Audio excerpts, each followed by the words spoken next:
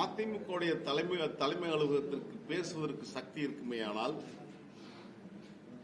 தலைவர் வைகோ அவர்கள் அந்த தாயகத்தில் அமர்ந்து கொண்டு 1000 முறை ஓங்கி ஓங்கி அந்த மேசை அடித்து சத்தியமாக என் குடும்பமோ என் மகனோ அரசியலுக்கு வரமாட்டார்கள் என்று அடித்த சத்தியங்கள் இன்னும் உயிர்ப்போடு இருக்கும் என்று நான் நம்புகிறேன்.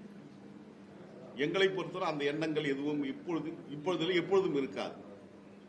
நிரந்தர பொதுச் செயலாளர் நிரந்தர பதவி என்பது இங்கு எப்பொழுதுமே இருக்கப் போவதில்லை.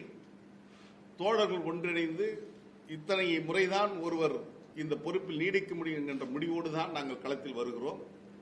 எனவே அதை சார்ந்து சட்டத்திட்டங்கள் உருவாக்குகின்ற ஒரு குழுவும் 20ஆம் தேதி அமைக்க இருக்கிறோம்.